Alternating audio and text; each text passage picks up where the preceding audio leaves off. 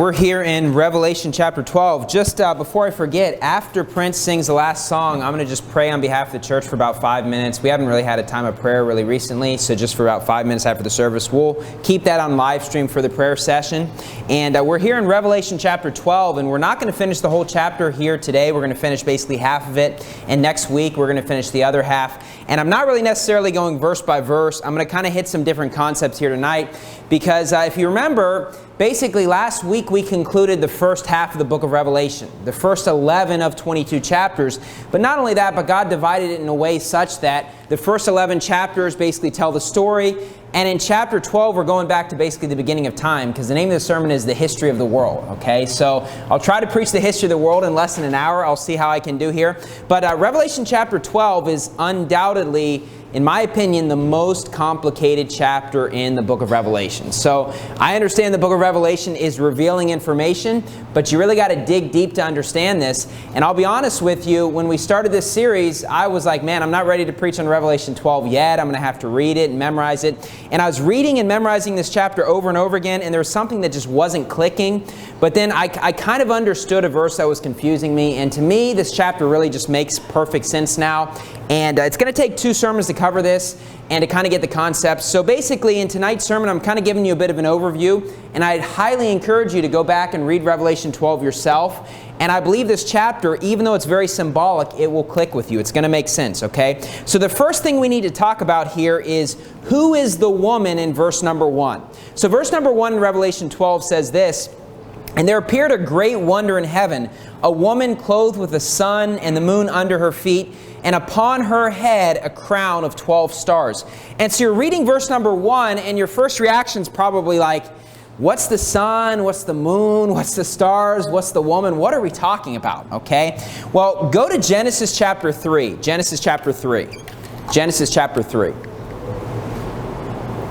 And I'll explain to you basically what this is referring to, in my opinion. And there's a lot of people that have different opinions on this stuff. But I believe the woman is meant to represent all of mankind, okay? So there's a couple different ways to look at that. But I believe it's meant to represent all of mankind, because as you're going to see in this chapter, the woman is being persecuted basically throughout all time period, okay? So it references during the end times this woman's being persecuted, but also before the end times the woman's being persecuted. So I think it's meant to represent all of mankind, but pretty much most specifically all of people that are saved, people that are saints. So this goes all the way back to saved people that were persecuted in the book of Genesis, all the way to Revelation, okay? And so notice what it says in Genesis 3 verse 20.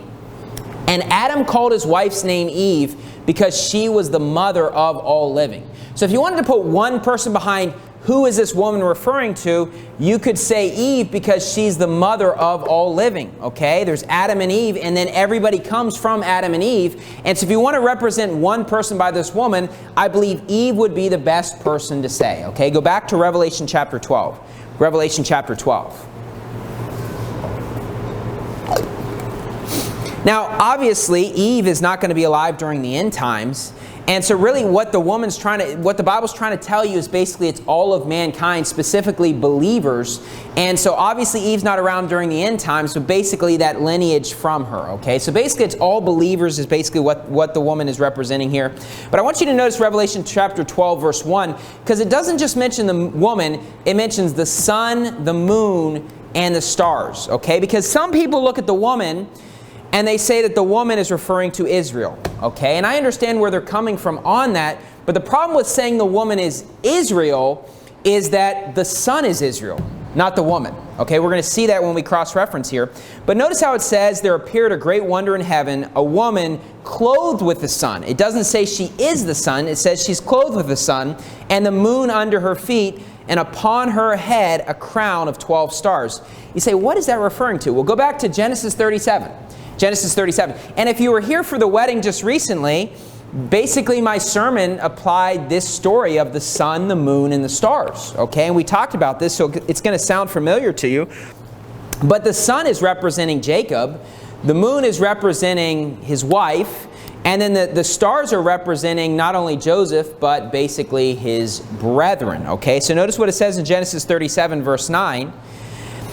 And he dreamed yet another dream, and told it his brethren, and said, Behold, I have dreamed a dream more, and behold, the sun and the moon and the 11 stars made obeisance to me. And he told it to his father and to his brethren, and his father rebuked him, and said unto him, What is this dream that thou hast dreamed? Shall I and thy mother and thy brethren indeed come to bow down ourselves to thee, to the earth? And so his father hears this, and his first reaction is like, Am I going to bow down to you? Are your brothers going to bow down to you? Is your mom going to bow down to you? He understood he represented the sun. He understood his wife was the moon. He understood the 11 stars were the 11 brothers of Joseph because he was one of 12. Okay, so it made perfect sense. There's 11 stars. You have 11 brothers. It's not too hard to make that click. And I believe probably in the Old Testament, he understood the concept of the sun representing the husband or the father and the moon representing the wife. Look, people in the Old Testament were not just ignorant in terms of what the Bible said. We do have more of the Bible here today, but they studied the Bible probably a lot more than we did, and they understood these concepts. And I'm sure they heard a lot of sermons on the same sort of stuff we hear today because the symbolism is there, the teachings are there as well. And so the sun and the moon and the stars are the father, the mother, and then his 11 brothers. Okay, verse 11, and his brethren envied him, but his father observed the saying. So his father hears this saying, he understood what it's meant to represent, but he doesn't really understand how he's going to bow down before his son Joseph. Now go back to Revelation chapter 12. Revelation 12.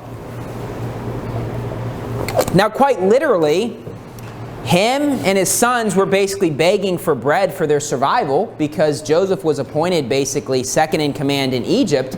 And so there's a literal application to that story. But throughout the Bible, there's literal applications and oftentimes secondary and symbolic applications as well. And there's obviously symbolism being used here in Revelation 12 verse 1 because there's no mistaking it. The sun, the moon, and the 12 stars, that's representing Israel.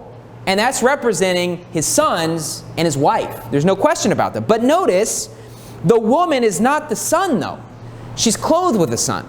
And so why does it mention the sun, the moon, and the stars? Because throughout the Old Testament, there's no doubt about it that, you know what God chose to use, the oracles were given to Israel, the nation of Israel, which came from Jacob. So you have the 12 stars, and those were the people that were used throughout the Old Testament. And the woman, here's the thing, she remains in this chapter, but what you're going to see is the 12 stars end up being gone later on in the chapter. You say, why? Because God's not using Israel anymore. He's not using the nation of Israel. They were rejected. During the end times, those are not God's chosen people. So they're going to be done away. They're going to be gone. But in the Old Testament, once Jacob came, is there any doubt that God chose to give the oracles of God to his lineage, who was renamed Israel? There's no question. So it mentions the sun, the moon, and the 12 stars here in verse number 1. And the reason why is he's showing you that's what I did use in the beginning of time. Once Jacob came, those were the people of God. Why? Because of their faith, okay? Saved people in other countries were children of God as well. Now, obviously, we know that before Jacob, there's a lot of human history that took place. You have the flood, and there's 1,600 years plus, you know, more like 2,000 years before the flood and things like that. And so there's a lot of time period beforehand, and God used various people. But then once Jacob comes and he gets renamed Israel, those were God's chosen people. That does not mean that somebody who's saved could not become part of them or were not going to heaven, but it means that God chose to use that nation and they were expected to bring forth fruit. So that's why he's going to reference the sun, the moon, and the stars, because he does want you to think about the nation of Israel. Okay, there's no question about that. Now, notice what it says in verse number 4. Verse number 4.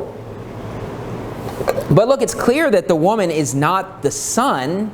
She's clothed with the sun because that's what was being used. Okay, God was using the nation of Israel. But notice what it says in verse 4. And you're going to see a reference to Jesus Christ here in verse number 4. And his tail drew the third part of the stars of heaven and did cast them to the earth. And that's referring to the devil. And we're going to talk about that, you know, this week and next week, go in detail on all these verses. We're going to explain all of them. And the dragon stood before the woman which was ready to be delivered to devour her child as soon as it was born. And so basically the dragon wants to kill her child as soon as it is born. And that is referencing Jesus Christ to his literal birth. Now, Eve did not give birth to Jesus. Obviously, we know Mary did. But what we realize is that when Jesus came on the scene, the Jews had already been rejected, and now Jesus was going to come. He was going to die for the sins of the world. And so that's why you're not seeing the 12 stars being referenced here. You're seeing Jesus Christ being mentioned here in verse number 4. So in verse number 1, we have the woman, which basically is all of mankind. The sun represents Jacob, which was renamed Israel. And then you have the moon and the stars. And then in verse number 4, though, the child that's going to be devoured, that is referring to Jesus Christ here. And it mentions the devil there in verse number 4 as well. Okay, look at verse number 6. Like I said, this chapter is a deep chapter. Okay, there's a lot of symbolism. I had to write these things down and look over it and cross-reference and make sure everything was lining up when I was reading this. Notice what it says in verse number 6. And the woman fled into the wilderness, where she hath a place prepared of God, that they should feed her there 1,260 days. Now, 1,260 days ought to make sense to you, because as we've mentioned throughout the book of Revelation, you basically have 3.5 years, which is 1,080 is 3 years, plus half a year of 180 gets you to 1,260. And so she flees into the wilderness for 1,260 days, and that represents the beginning of sorrows, okay? There's a shift in this chapter because the Bible's going to speak about the devil being cast out of heaven, and that is really what sets off the end times. Right when that happens, the Antichrist will declare himself to be God, and it's not just that they're fleeing from the devil and they're in the wilderness, it's an all-out persecution against God's people for 75 days, okay? So the 1,260 days here is representing the first 3.5 years of Daniel's 70th week, okay? And once again, the devil is persecuting believers, you see here. So the woman's fleeing in the wilderness. Why? And why I say it's representing believers is because believers are always the one fleeing from the devil, okay? Now go to Ephesians chapter 2. Ephesians chapter 2. And you'll notice there's no reference to the 12 stars anymore. And you say, why? Because the Jews were replaced. Okay, we believe in what's known as replacement theology, where basically the Jews were used by God, and God gave them the oracles, and God expected them to bring forth fruit, and they were given specific land that belonged to them, but it was a conditional promise, okay? It was not an eternal promise. When you get saved, you have everlasting life. It's an eternal promise that will never be done away. They were not given this everlasting promise that no matter what you do, this is your land. If you choose to worship other gods, this is still your land, bless God. It was given to Israel no matter what. You'll never find that in the Bible. There was conditions given to them where God says, if you obey, then yes, I will bless you. But if you don't obey, I'm going to take away that blessing. And look, on a smaller scale, that promise belongs to us today as well, that if we obey God's commandment, He's going to bless us, okay? He specifically had one nation that was hearing the Word of God, and the Scriptures were given to them, and they were sending out the preachers. But look, Israel's not doing that anymore. They were done away, okay? And so in Ephesians chapter 2, notice what it says in verse number 11. Ephesians 2, verse 11. Wherefore remember that ye being in time past Gentiles in the flesh, who are called uncircumcision by that which is called the circumcision in the flesh made by hands. The circumcision in verse 11 is referring to the Jews, okay? We're not just the Jews, but really like all 12 tribes. But the uncircumcision is referring to the Gentiles. And he said, you are Gentiles in the flesh. But notice what it says in verse 12, that at that time you were without Christ, being aliens from the commonwealth of Israel, and strangers from the covenants of promise, having no hope and without God in the world. In the Old Testament, you do see Gentiles getting saved, but you're not seeing just an outpouring of the Word of God in those areas. In the New Testament, who are the people that were receptive to the gospel? The Gentiles, not the Jews. I mean, initially some Jews get saved, but then after that, they're the ones persecuting God's people, okay? People that are saved. And so he says, the Gentiles, you were strangers from the covenants of promise, but not anymore, because the word of God's gone out to all of the world, okay? Verse 13, but now in Christ Jesus, ye who sometimes were far off are made nigh by the blood of Christ, okay? So there's only one way of salvation, and that is through Jesus Christ. And when He came, you could either believe it or reject it. No longer was God using the nation of Israel. You say, why? Because they were wicked. Because they're the ones that the Bible says killed the Lord Jesus Christ. So they were done. Okay? Now go back to Revelation chapter 12. Revelation 12. Revelation chapter 12. So we see the woman, and we see how the woman keeps remaining in here, but kind of the other characters are kind of changing because it's basically all believers throughout all time period. And that will change, but the persecution has always remained the same. The persecution was at the beginning to God's people, and it's at the end times to God's people, those that are believers, okay? Secondly, I want to talk to you about the organization of Revelation chapter 12. And this is the part that had me confused quite a bit. Okay, let me turn to Revelation 12 myself because I didn't write down a couple verses I want to read. But basically, Revelation chapter 12, and I encourage you to write this down. Revelation 12 is divided into two halves. Okay, it's divided into two halves. And this is the part that confused me because I read and I was looking at it and I was throwing out all kinds of theories in my mind and just nothing was clicking. Because next week we'll talk about Isaiah 14 and Ezekiel chapter 28. And I was like, it just doesn't make any sense. I was like, there's a verse I didn't understand until I looked at verse 13 and it all clicked for me. And I'll show you that here in a second. But it's divided into two halves. And basically, verses 1 through 13 is the first half.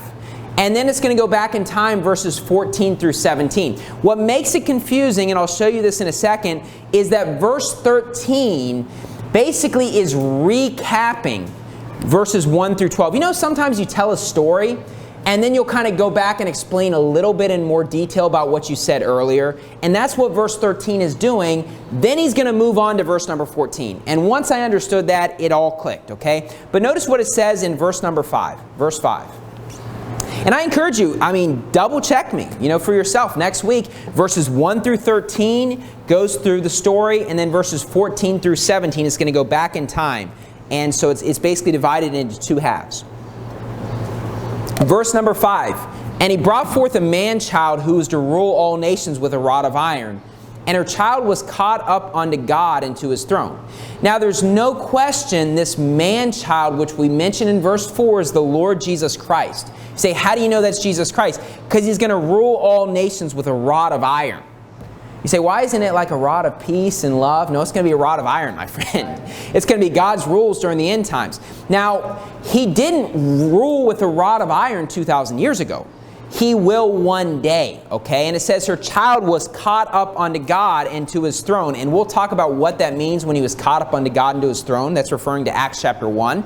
But the man-child is referring to Jesus Christ. There's no question there with verse 5. But then notice what it says in verse 6. Because the end of verse 5 is referring to Acts 1 where he gets called up to heaven. Verse 6, and the woman fled into the wilderness where she hath a place prepared of God that they should feed her there 1,260 days. That's referring to the first 3.5 years. Okay? Now notice what it says. And then after that, we'll talk about that next week, but verse 7 is referring to something that happens after verse 6. The war in heaven is midway through Daniel's 70th week. Okay? Next week we're going to talk more about that. But basically you can see, the man-child, Jesus, then all of a sudden he's caught up unto God and to his throne. That's Acts chapter 1.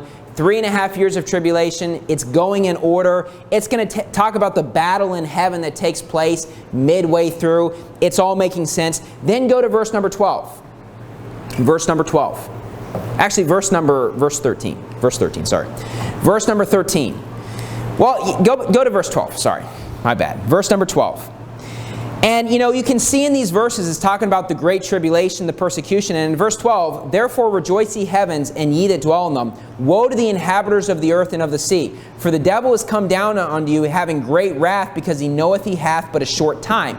It's referring to the 75 days. He loses the battle. He has a short time because he knows the rapture is going to take place. He has 75 days, okay? Then in verse 13... and when the dragon saw that he was cast unto the earth, he persecuted the woman which brought forth the man-child. Now, what makes this confusing then is when you go to verse 14. And to the woman were given 2 wings of a great eagle, that she might fly into the wilderness, into a place where she is nourished for a time and times and half a time from the face of the serpent. Now, verse number 14, a time is 1, times is 2, and half a time is 0.5. That's 3.5 years. Now, isn't that verse pretty similar to verse number 6? Where in verse 6 it says, the woman fled into the wilderness where she hath a place prepared of God, that they should feed her there 1,203 days.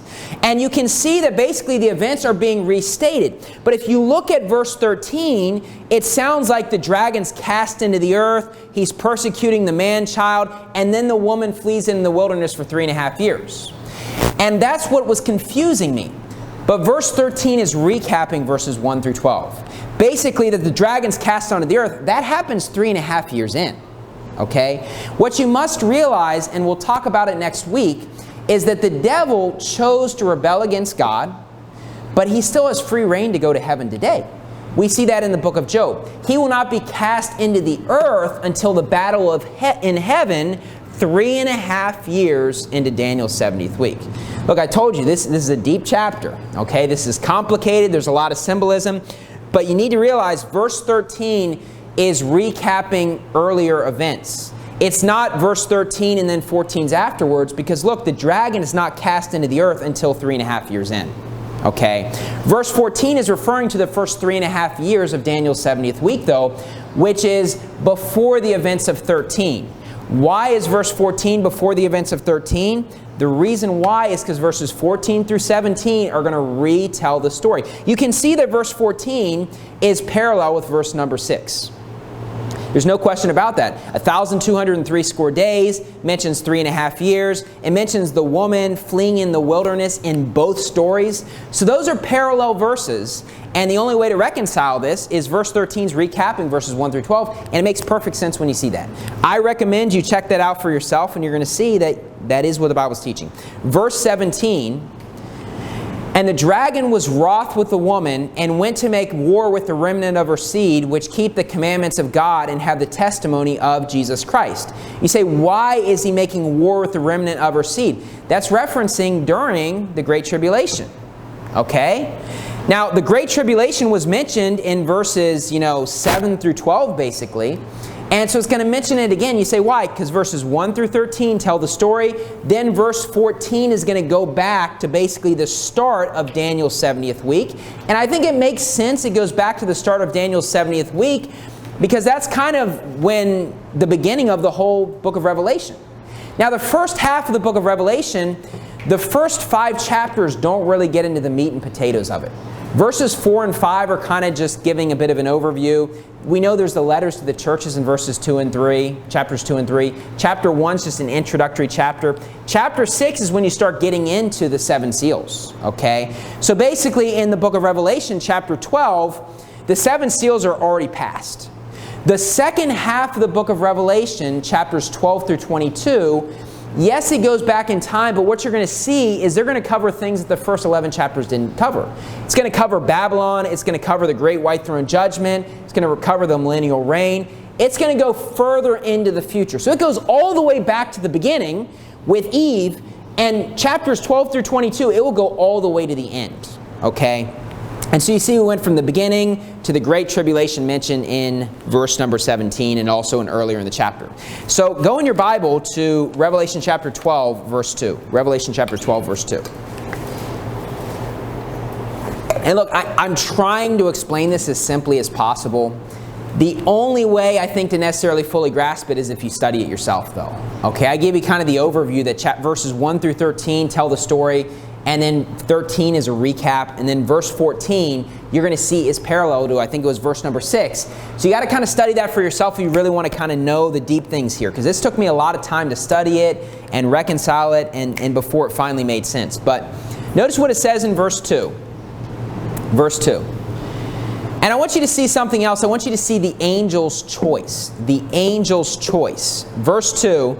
And she being with child cried, travailing in birth, and pain to be delivered. And there appeared another wonder in heaven, and behold, a great red dragon, having 7 heads and 10 horns, and 7 crowns upon his heads.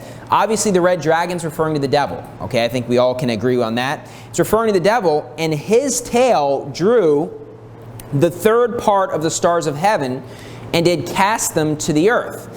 Now, you've probably heard many times in church that 1/3 of the angels went with the devil. And I agree with that. The verse that you get that from is right here in the book of Revelation. okay, where you get a third of the stars. You say, how do you know that's angels? Because throughout the book of Revelation, stars are being used synonymously with angels, okay? So the devil basically takes 1/3 of the angels from heaven with him. Notice how it said his tail drew the third part of the stars of heaven. So basically the devil convinces 1/3 of the angels to rebel against God as well. The angels had a choice to either stick with God's side or to rebel against God. And 1/3 of the angels were drawn with the devil, okay? Go to Matthew chapter 25. Matthew chapter 25. Matthew chapter 25. Now look, this event where the third part of the stars of heaven go with the devil, this is not the battle in the book of Revelation midway through Daniel's 70th week. This is going all the way back to the book of Genesis, where he's basically able to convince 1/3 of the angels to come with him, okay? Now what I believe and what Verity Baptist Church teaches is that basically the angels made a corporate choice to just basically rebel against God all at once. And after they do that, their chance is done. They've made their choice. They can't say, oh, I made a mistake. I chose the wrong side. They're basically and they're used as an example of a reprobate. Why? Because they have no chance to end up going to God's side anymore. They are going to go to hell no matter what. Notice what it says in Matthew 25, verse 41. Matthew 25, verse 41. Matthew 25, verse 41. And look, sometimes there's sermons where you're just preaching hard against the sin, everyone's saying amen. Sometimes you just got to dig into the deep things of the Bible. And that's what we're doing here tonight. Matthew 25, verse 41. Then shall he say also unto them on the left hand, depart from me, cursed, into everlasting fire. Notice this, prepared for the devil and his angels. The devil has angels on his side. Next week, we're going to see where basically the devil gets cast out of heaven. In terms of he lost his spot, he rebelled against God. That doesn't mean that he can't come back to heaven though, okay? But we're going to see basically in Isaiah 14 and Ezekiel 28, we're going to talk about those kind of complicated passages. But that it's referring to, the devil and his angels, they have a place prepared in hell. This is before the battle in the book of Revelation, but they have a spot prepared in hell. Nothing's going to ever change that. The devil and his angels are done. Go to James chapter 2. James chapter 2. Now, you need to realize something, and this is going to sound obvious, but angels are not humans. Angels are not humans, okay? Us as believers, we are condemned to hell for committing one sin. But if we believe on Jesus Christ, it does not matter if we commit 1,000,000 sins, we will go to heaven. Angels, on the other hand, they are condemned to hell based on their works. Doesn't matter what they believe. And sometimes people try to pull up angels and say, well, see, you got to live a good life to go to heaven. We're not angels. We're humans. It doesn't matter that the angels the angels are going to hell because of their works. The choice they made sends them to hell, okay? Because they chose to rebel against God and they have no hope to change their mind, okay? Notice what it says in James 2, verse 19. James 2, verse 19. Thou believest that there is one God. Thou doest well. The devils also believe and tremble. In the Bible, you're not going to see demons mentioned. You're going to see devils. Now, there's the great red dragon, Lucifer, Satan, the devil. But the fallen angels, his angels are referred to as devils. Okay, not demons, although it's the same thing as what you would think of as a demon. Okay, you think of the ultimate devil and the demons, which are actually called devils.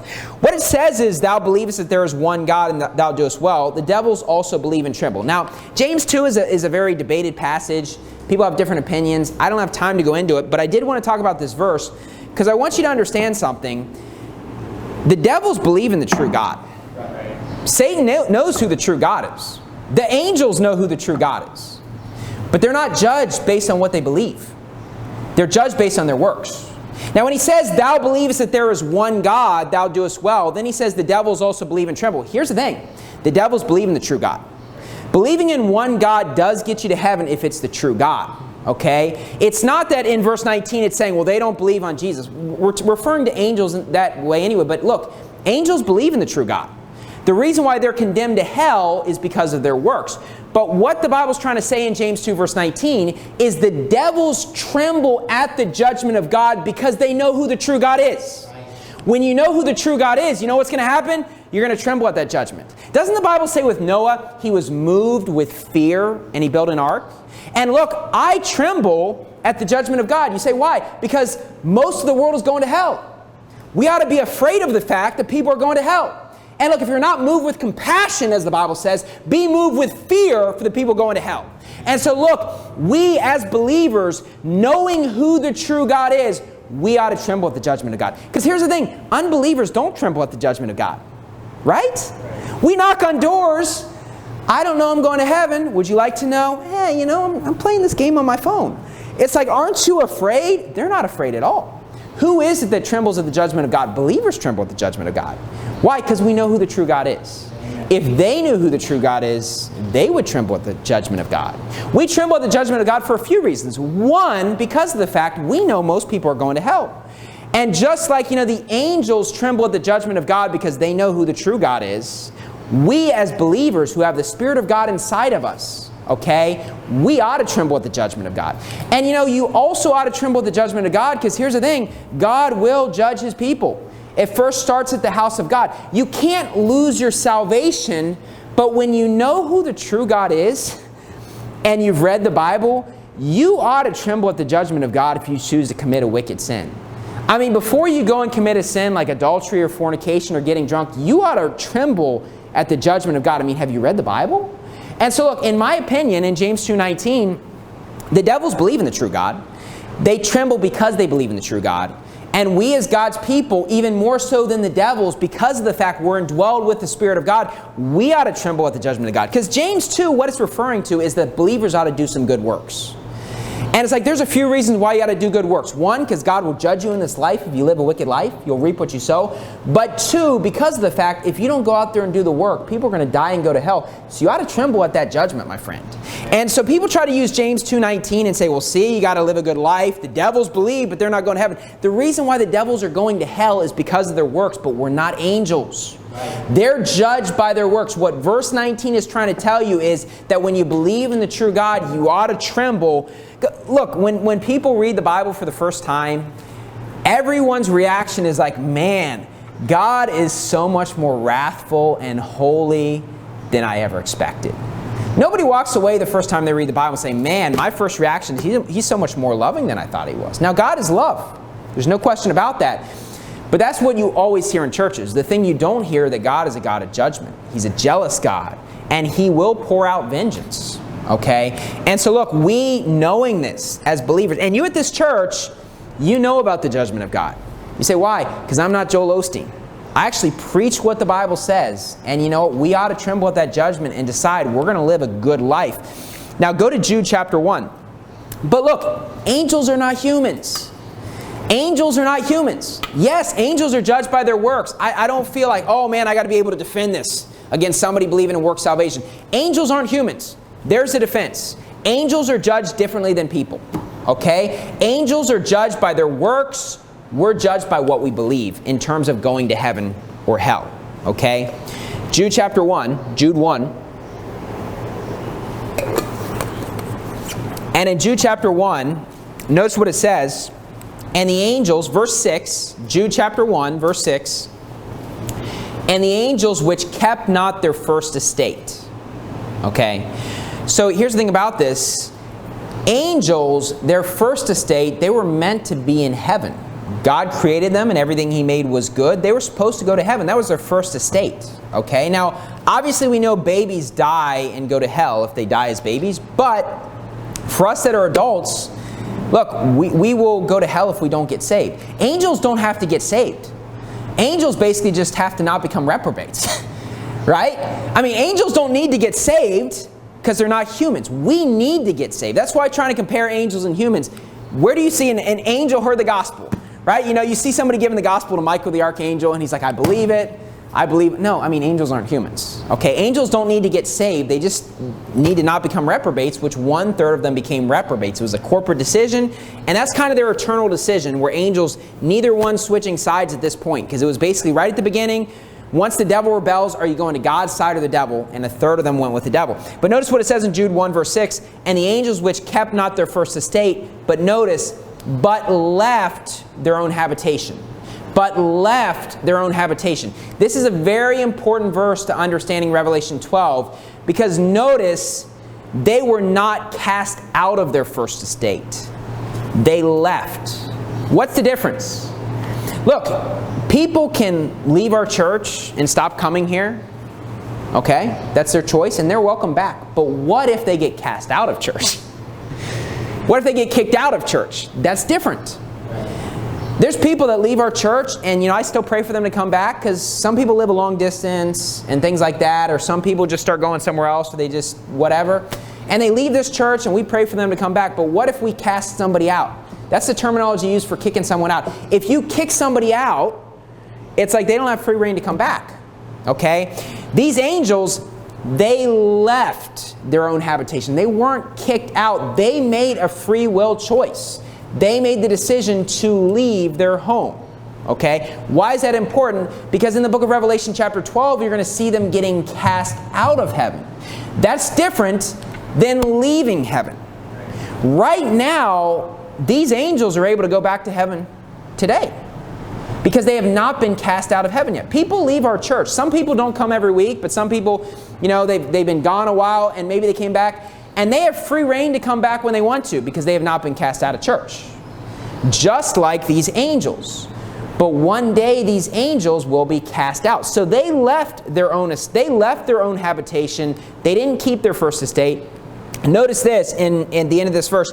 He hath reserved in everlasting chains under darkness unto the judgment of the great day. Now it says he hath reserved. Now what is a reservation? Okay, let's say, for example, you're going to a fancy restaurant. Look, if you go to Jollibee, you probably don't need to make a reservation, but there's restaurants that are very expensive. And, there's only a limited amount of seats, and to be able to go to those restaurants, you need to make a reservation.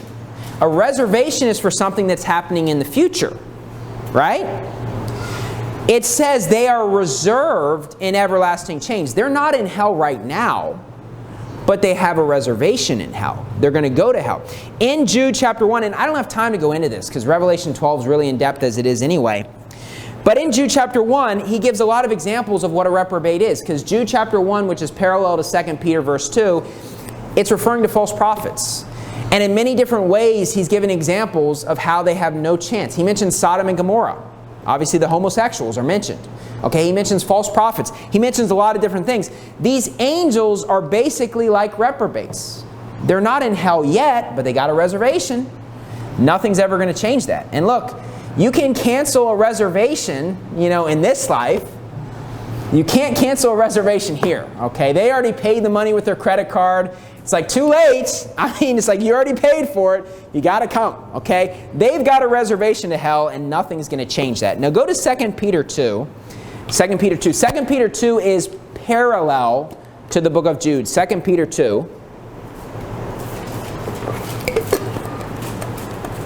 2 Peter chapter 2. And another thing you need to understand in the book of Revelation, and this is where it takes a lot of study to cross-reference and make sure everything's lining up, is this, that sometimes God speaks about things that are not as if they have already happened. And the reason why he does that is because God's like, it's a guarantee it's going to happen. When he says, I've done this, it's because he knows it's going to happen. Okay? Sometimes he speaks about things that are not as if they've already happened. The Bible speaks about that. And we'll talk about that more as we go through the book of Revelation. But a lot of future events were talked about and presented as a fact even though they never happened before. And it's like, well, this happened. Okay? Because it was going to take place. Even just the lamb slain from the foundation of the world. Okay? Jesus was slain 2,000 years ago, but it was a done deal. It was already happened. That's already how salvation was from the very beginning. Okay, it's always been like that. Notice what it says in 2 Peter 2 verse 4. For if God spared not the angels that sinned, but cast them down to hell, and delivered them into chains of darkness to be reserved unto judgment. Now the reason why I mention that is because these angels are not in hell right now. Okay? This could confuse you, but what's happening is he's speaking about something that is not as if it's already happened. Now here's the reason why, because in Jude and 2 Peter, what's it referring to? It's referring to reprobates in many different ways. False prophets. And false prophets, reprobates, are people, they are going to hell. Nothing can change that. They're not in hell yet, but you can speak about it and just be like, yeah, you know what, they're going to be in hell one day. Why? Because of the fact they've got a reservation. It's done. It's a done deal. So look, they're not already cast down to hell, but it's a done deal. The 1/3 of the angels that went with the devil, I mean, it's already been written in the Bible. We already know the devil is going to be cast into hell. Has it happened yet? No, but it's a guarantee that it's going to happen. Okay? Go to Luke chapter 10. Luke 10. Luke 10. Luke chapter 10. Luke chapter 10.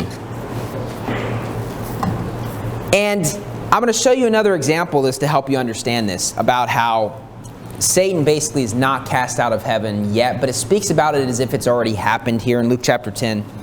And look, this is why, and I actually like this. The Bible is incredibly deep, and you can study it and study it and study it, and it should never get boring to you because you're never going to learn everything. It's like I could preach the same series a couple years from now, and like a million new things would pop up that I learned from the Bible. Notice what it says in Luke 10, verse 17. And the 70 returned again with joy, saying, Lord, even the devils are subject unto us through thy name. And he said unto them, Jesus speaking, I beheld Satan as lightning fall from heaven. Now, has this taken place yet? No, it's going to take place during the book of Revelation. But he's speaking about something that is not as if it is. He says, I saw it happen, has not happened yet. Okay? And so throughout the Bible, you're going to see this, that oftentimes, I mean, in a couple chapters, we're going to see how Babylon is fallen, that great city, and yet they don't fall for another 4 chapters. Because he's speaking about something that is not as if it is. Okay, now go back to Revelation 12. Revelation 12. So the important thing to understand about the angels, to recap pretty much everything I said about the angels, you need to understand this, that basically the devil drew, or basically got 1/3 of the angels to rebel against God, and that happened a long time ago.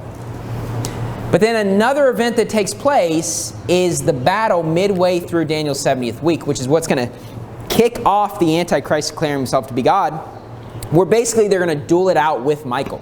Okay? And that's going to take place, and at that moment, the devil is cast out of heaven, and what the Bible says is, he knoweth he hath but a short time. He gets cast out of heaven. He falls from heaven. That does not take place until midway through Daniel's 70th week. At this moment, the devil freely can go into heaven. Now, that might surprise you, but that's what the Bible teaches. Because a lot of people look at these events as being the same event. Like, when's the devil going to be cast out of heaven? Or when is he going to... And they look at verses, and it's like, well, those verses are referring to different things. Because the 1/3 of the angels already went with the devil. I mean, aren't there devils throughout the New Testament? That already happened. Don't devils possess people today? That already happened. But we also see that Satan goes up to heaven to talk to God in the book of Job. You say, why? Because of the fact he hasn't been cast out of heaven yet. And that will take place midway through Daniel's 70th week, and that's what sets off the events. That's why you have the Antichrist declaring himself to be God and the Great Tribulation, because he knoweth he hath but a short time. 75 days. Okay? Revelation chapter 12, verse 4. Revelation chapter 12, verse 4. One other thing, and I'm going to talk about that more next week, because if you're familiar with the stories, Isaiah chapter 14 is a pretty famous chapter. Ezekiel chapter 28 is a pretty famous chapter. And we're going to go in depth to explain what are those referring to, what's the Bible talking about. So I just kind of gave you an overview, and I hope you're going to read Revelation chapter 12 before next week, and I think these things will kind of sink in. But the last thing I want you to see is the persecution at birth that takes place for Jesus Christ. Notice Revelation 12, verse 4. And his tail drew the 3rd part of the stars of heaven. That's the devil getting 1/3 of the angels to come with him. That already happened. And did cast them to the earth. And the dragon stood before the woman which was ready to be delivered, to devour her child as soon as it was born. So the dragon, or the devil, he wants to devour her child as soon as it's born. We know that's referring to Jesus Christ, because in verse 5, it talks about a man-child ruling with a rod of iron. And so according to Revelation chapter 12, we should be able to see in the Bible that when Jesus Christ was born, there was a major persecution to kill him. Is that true? Go to Matthew chapter 2. Matthew chapter 2. Matthew chapter 2. And if you're familiar with Matthew chapter 2, you know that's definitely true. Where basically when Jesus was born, the devil tried to end him, to kill him. You say, why? Because the devil knows the scriptures pretty well. And so he did persecute the man-child as soon as it was born, the Bible says. Matthew chapter 2, verse 1. Matthew 2, verse 1. And you could read the whole Matthew chapter 2. I don't have time to read all of it, but notice what it says in verse 1. Now when Jesus was born in Bethlehem of Judea, in the days of Herod the king, behold, there came wise men from the east to Jerusalem, saying, Where is he that is born King of the Jews? For we have seen his star in the east and are come to worship him. When Herod the king had heard these things, he was happy. Is that what it says? No, he was troubled. He was troubled, and all Jerusalem with him. Okay, he's not very happy. But I will say this, I promise you Herod was a smart person. And you know, smart people don't wear their emotions on their sleeve. They don't always make it obvious what they're thinking. I'm sure that Herod's first reaction is he's very upset. But you know what? He's troubled. It's something he keeps on the inside. And he wants to basically look like he loves Jesus Christ because he wants to persecute and kill him. Verse 4. And when he had gathered all the chief priests and scribes of the people together, he demanded of them where Christ should be born. And they said unto him, In Bethlehem of Judea, for thus it was written by the prophet. And so look, they're aware that the Old Testament talks about Jesus Christ's birth. I mean, do you see that? Here's unbelievers that are admitting, you know what, it's prophesied. So let's not pretend that people in the Old Testament, oh, they knew nothing about the Bible. They knew the Bible pretty well. And quite honestly, even though we should know more today, they didn't have Facebook back then.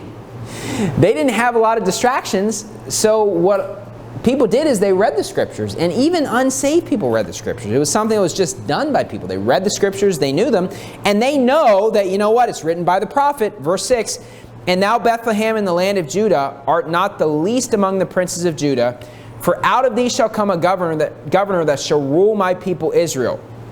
So notice what it says in verse 7. Then Herod, when he had privily called the wise men, inquired of them diligently what time the star appeared. So he's coming to the wise men, and privily means kind of privately or quietly, kind of secretly. And he calls the wise men, and he inquires of them diligently. So he really wants to know, when did this star appear? And he sent them to Bethlehem and said, Go and search diligently for the young child, and when ye have found him, bring me word again, that I may come and worship him also. Now, does Herod want to worship Jesus Christ? No, he does not. He's lying about it. But look, bad people pretend to be good people. That's why you can't just trust the words people say. Nobody is going to walk up to you and say, you know what, I'm a really evil person. They're going to pretend to be good. And Herod is pretending to be good. He says, you know what, I want to worship him also. He's a liar. Okay? Verse 16, and we're going to see, we don't have time to go into the whole chapter, but I want to show you the persecution that took place at the birth of Jesus, as it mentioned in the book of Revelation chapter 12. Verse 16 in Matthew 2, Then Herod, when he saw that he was mocked of the wise men, was exceeding wroth. Obviously, they were warned from God. And sent forth and slew all the children that were in Bethlehem and in all the coast thereof from 2 years old and under, according to the time which he had diligently inquired of the wise men. Notice how he kills every single child under the age of 2.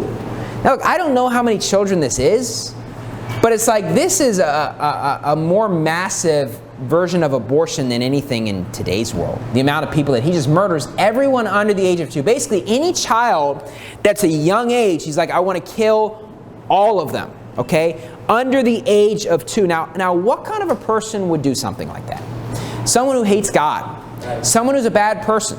Someone that's going to be joining those angels for their reservation, my friend, okay? This guy, he has his reservation as well. And I don't know if he had a reservation before this, but look, when somebody's a really wicked person, they basically are damning their own souls to hell. And so I don't know if this was the event that did it for this guy, because obviously he's not a believer, but he might have still had a chance to be saved. But when you just consciously go against what the Bible says and you try to murder Jesus Christ, look, there's no way he has a chance to be saved after this. He's done.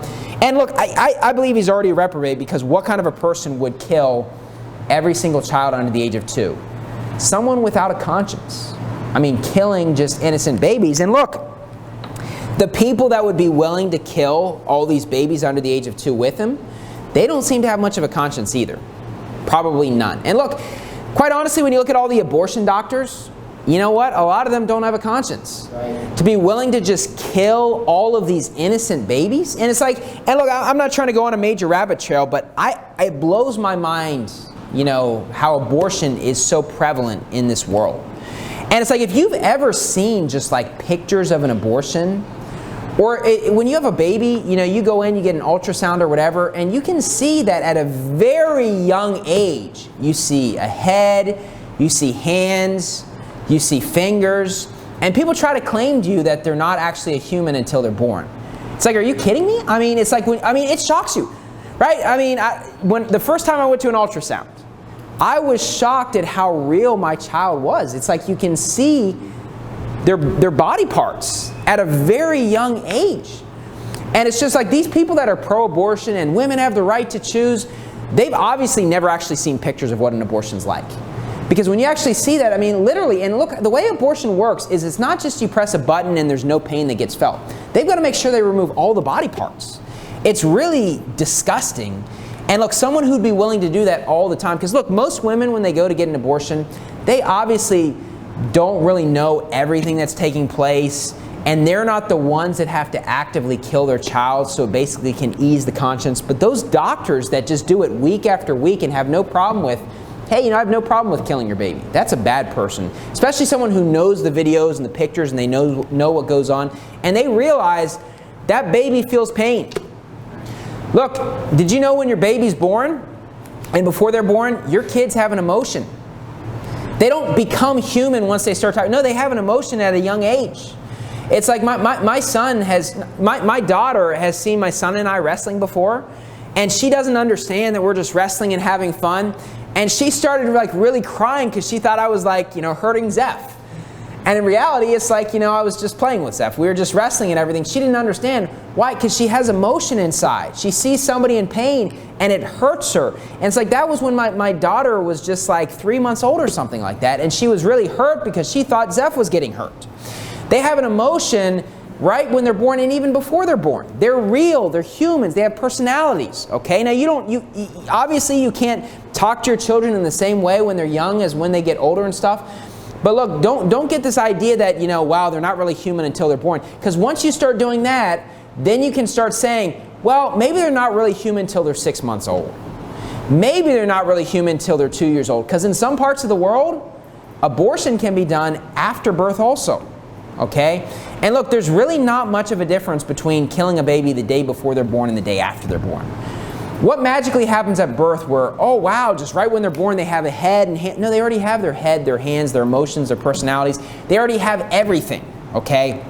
Herod is one of the most evil people that's ever existed. I mean, what he does, killing all these children. And this was prophesied in the Old Testament. Verse 17, then was fulfilled that which was spoken by Jeremiah the prophet, saying, in Ramah was there a voice heard, lamentation and weeping, and great mourning, Rachel weeping for her children, and would not be comforted because they are not. All of these babies being murdered. Now go back to Revelation 12.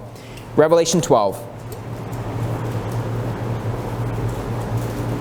Revelation chapter 12. So is it true that there is a persecution at the birth of Jesus? Absolutely. I mean, doesn't verse 4 make sense?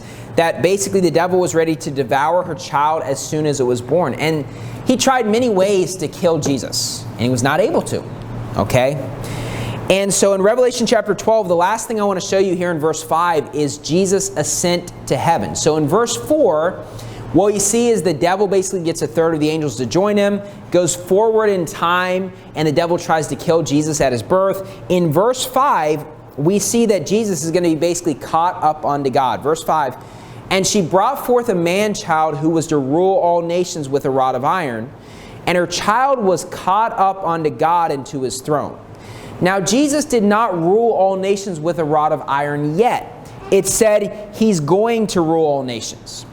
But he was caught up unto God and to his throne already. You say, when is that? Go to Acts chapter 1, the last place we'll look at. Acts chapter 1, Acts 1. So look, some of the things we talked about here, and we're going to kind of cover some similar stuff next week. But you see how the woman is basically all throughout history, okay? It's not one specific woman that lived. It's really like all believers during that time period, okay? And, you know, then you also see that the sun, the moon, and the 12 stars end up being gone after the first verse in the Bible. They're not there in the later verses. But you still see God's people being persecuted. And another thing to keep in mind before next week, if you want to read Revelation 12, is the fact that 1/3 of the angels already joined the devil. The devil made his choice and left, and he brought 1/3 of the angels with him, but they are not cast out of heaven yet. So in this chapter, you're going to see basically being cast out of heaven. That has not taken place. Now, the Bible did say that the devil cast those 1/3 of the angels to the earth, okay? But they're still able to go to heaven, okay? That's going to take place midway through Daniel's 70th week, is when they get permanently cast out of heaven, and it'll say the devil is cast out of heaven. Acts chapter 1, verse 9. And when he had spoken these things, while they beheld, he was taken up, and a cloud received him out of their sight. And while they looked steadfastly toward heaven as he went up, behold, 2 men stood by them in white apparel, which also said, Ye men of Galilee, why stand ye gazing up into heaven? This same Jesus which is taken up from you into heaven shall so come in like manner as ye have seen him go into heaven. And so basically Jesus tries to motivate them and exhort them in verse 8 to reach the whole world with the gospel. And then he basically just goes up to heaven. He gets caught up unto God into heaven. Go back to Revelation 12 real quickly. Revelation 12. Now it makes sense that Revelation 12 is going to mention this specific thing because of the fact it talked about in Acts 1, he shall so come in like manner, okay, when he's coming the second time to rapture the believers. So it makes sense that the Bible is going to reference that. Now that's going to take place in Revelation chapter 14 when the believers are raptured, but since we're talking about the end times, it makes sense that Revelation 12 is going to mention him being caught up to heaven, because then in Acts 1 when we look at that story, it's going to mention the fact he's going to come in like manner. So basically every eye shall see him, right? In Acts chapter 1, everybody sees him. So when he comes back, it's not going to be a secret rapture. Right. Where'd everybody go? It's like, what happened? It's like, my wife's gone. My son's gone. It's like, man, I was on this bus and all of a sudden I saw like 5 people just disappear. Where'd they all go? No, I mean, he's going to come in like manner. You're going to see him, okay? They're not going to be confused in the end times what happened, okay? It's going to be very well known what happens. And look, it makes more sense when you understand the fact tribulation is taking place before Jesus comes back. So people already know things are going to go on. So when he comes, it's like the enemies are going to be very angry and upset because, look, they lost the battle. Okay, we'll get into that later on here in the book of Revelation. But notice what it said in Revelation 12, verse 5. And she brought forth a man-child who was to rule all nations with a rod of iron, and her child was caught up unto God and to his throne. Now, after verse 5, that's when it's going to start talking about fleeing into the wilderness for 3.5 years, which is the first half of Daniel's 70th week. Then you're going to see mentioned shortly after in Revelation chapter 12. You're going to see the battle that takes place midway through Daniel's 70th week where they get cast out of heaven. Then you're going to see verse 13 is going to kind of recap the fact that the devil is just persecuting believers. Then in 14 you're going to see a parallel verse with verse number 6 where they're fleeing into the wilderness. You say, why? Because the first 13 verses tell the story, and then verses 14 through 17 are going to go through the story again, less verses, less material, but it's going to kind of recap. You say, why would you do that? Because look, sometimes when you have a chapter in the Bible, there's certain things that are more important than other parts, and you want to highlight those, or you want to kind of teach something a little bit extra. This is very common. I mean, they do this in movies, they do this in books all the time, where it says something, and then it kind of goes back and says those events again. And you can tell that with verses 6 and verse 14, those are parallel verses in the Word of God. Let's close in a word of prayer. Dear Heavenly Father, thank you for allowing us to be here tonight and getting to read your scripture. And tonight was just a bit of an overview, kind of a deep Bible study on these topics, and we'll kind of get into it next week, kind of going in more detail, God. But help us not just to like the sermons where we get to scream amen and, you know, we hate sin or whatever, but also just sermons where we're deeply studying the Word of God. Help us to understand, you know, what's going to happen during the end times, and your Word is interesting. And help us to continue to read these things and understand and learn from your Word. We pray this in Jesus' name. Amen.